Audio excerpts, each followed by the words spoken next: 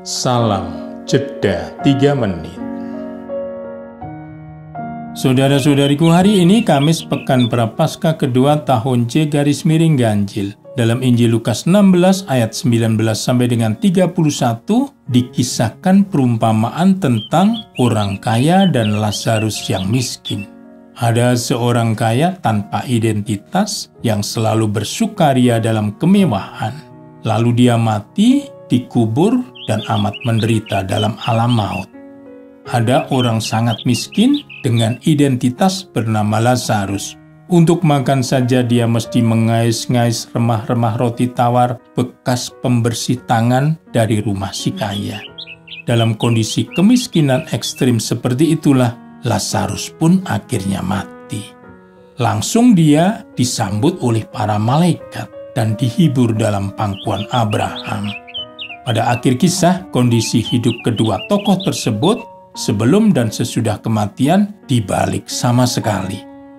Apakah menjadi kaya raya itu salah, sehingga mesti mendapat hukuman yang amat mengerikan di alam maut? Ayat 23. Permintaan pertama, yang sangat sederhana dari si kaya, agar Abraham menyuruh Lazarus mencelupkan jari ke dalam air untuk menyejukkan lidahnya yang sangat kesakitan dalam nyala api, ditolak oleh Abraham. Alasannya, antara kami dan engkau terbentang jurang yang tak terseberangi.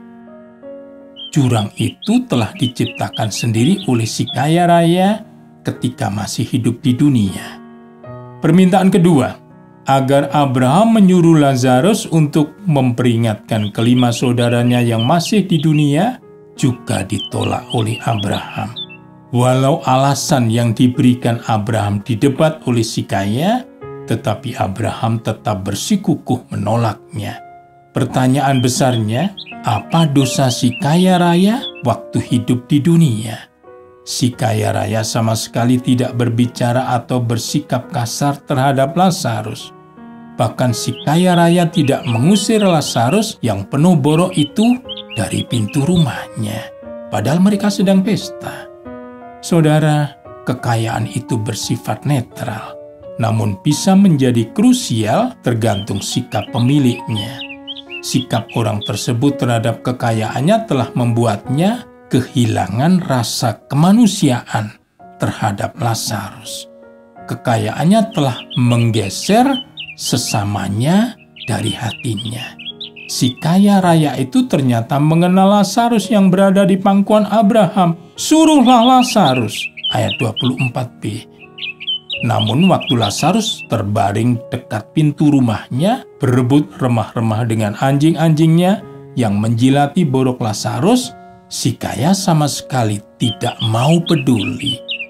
Dia telah lalai pada nasib Lazarus yang miskin dan malang. Itulah dosa kelalaian. Di depan mata, dia tahu berbuat baik terhadap Lazarus, tetapi menolak kesempatan itu. Ternyata, saudara, sanksi dosa kelalaian itu jauh lebih parah daripada dosa pikiran, perkataan, dan perbuatan. Berkat Tuhan dan salam jeda 3 menit.